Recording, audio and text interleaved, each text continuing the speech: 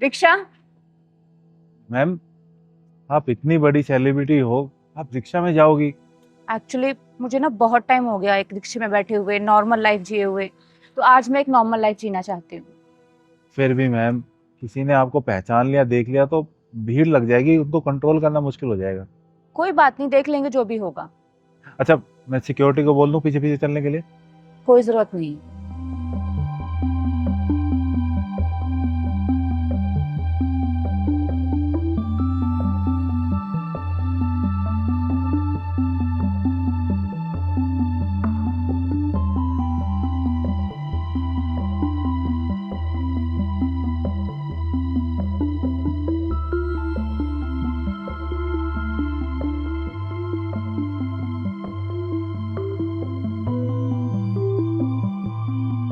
तुम्हारा नाम क्या है?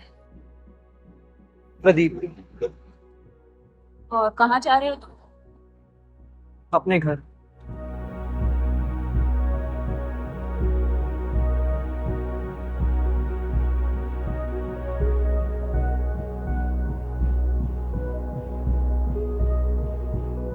अंकल यहीं रोक देना।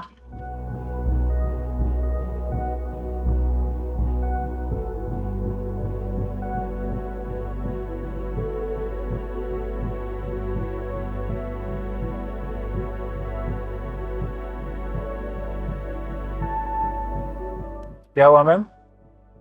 कुछ नहीं।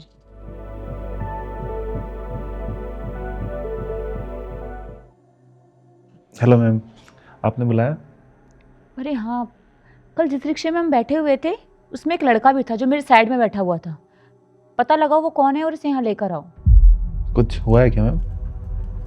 वो सब छोड़ो, तुम अभी जो बोला है वो करो। ठीक है।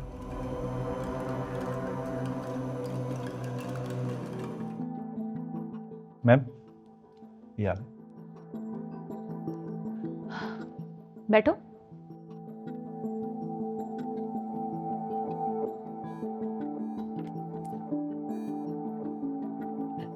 जी मैडम, आपने बुलाया, कुछ काम था? कल जिस रिक्शे में तुम बैठे हुए थे उसमें मैं भी थी। तुमने मुझे देखा था? हाँ, देखा था। तुम जानते हो मैं कौन हूँ? हाँ जानता हूँ, आप बॉलीवुड की हीरोइन स्वरा चौहान है। ये जानते हुए भी तुमने कोई रिएक्शन नहीं दिखाया, ना ही कोई एक्साइटमेंट दिखाई, ना ही मुझे सेल्फी के लिए बोला। तुम्हें पता है, मैं कहीं भी जाती हूँ ना, लोगों की लाइन लग जाती है मेरे साथ सेल्फी लेने के लिए, लेकिन कल तुमने मुझे देखा तक नहीं। मैडम, जब किसी की जेब में पैसा ना हो और उसे ये ना पता हो कि उसे एक वक्त का खाना मिलेगा या नहीं मिलेगा, उसके पास जॉब ना हो और उसका ये शहर अपना ना हो, तो आपको सच में लगता है उसके साइड में आके कोई बैठेगा तो उसे फ़र्क पड़ेगा? नहीं ना। और अगर मैं आपके साथ सेल्फी ले भी लेता तो क्या मुझे कोई जॉब मिलती या मुझे खाना मिल जाता? नहीं मिलता। और जब इंसान के दिमाग में इतनी सारी चीज़ें चलती है ना, तो उसे नहीं फ़र्क पड़ता कि उसके आसपास क्या चल रहा है क्या नहीं। वो सिर्फ अपने आप में खोया रहता है। वो बस ये सोचता है कि कैसे रात गुजारी जाए। घर में कौन कौन है तुम्हारे? माँ है, पापा हैं, लेकिन वो गांव में रहते हैं। गांव से पढ़ाई पूरी की थी मैंने, सोचा था शहर आके जॉब ढूंढूंगा, पैसे कमाऊंगा, लेकिन 1 महीने से जॉब ढूंढ रहा, कोई जॉब ही नहीं मिली। अब तो पैसे भी नहीं बचे खाना खाने के लिए, इसलिए मंदिर जाता हूँ खाना खाने के लिए, गुरुद्वारा जाता हूँ। सोने के लिए जगह नहीं मिलती तो गुरुद्वारे में ही सो जाता हूँ। और घर भी वापस नहीं जा सकता क्योंकि घर वालों की इतनी उम्मीदें जुड़ी हुई हैं मेरे साथ।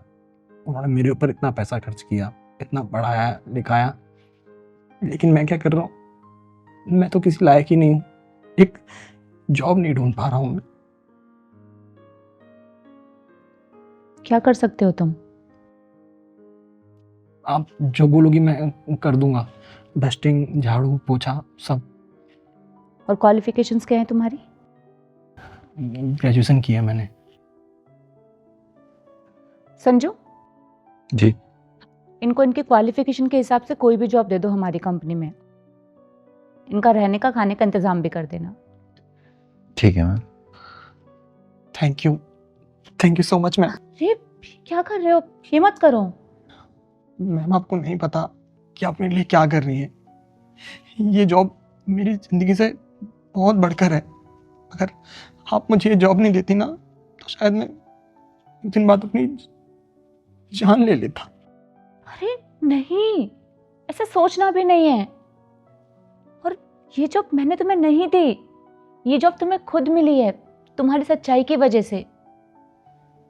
तुम्हें पता है, मेरे पापा ना हमेशा मुझे कहा करते थे कि सच्चाई का कभी साथ नहीं छोड़ना चाहिए। सच्चाई से किसी का अच्छा हो या ना हो, लेकिन कभी किसी का बुरा नहीं हो सकता। पता है मैम, मेरे पापा भी एक बात कहा करते हैं कि किस्मत में जो लिखा है ना वो आपको मिलेगा। कब, कहाँ, कैसे, पता नहीं, लेकिन भगवान ने आपके लिए सब लिख के रखा हुआ है और वो आपको मिल के रहेगा। सही कहा। अच्छा संजू, इनको अपने साथ ले जाओ और सब कुछ समझा देना। जी। ठीक है मैम, बहुत बहुत धन्यवाद आपका। मैं चलता हूँ। ठीक है। अरे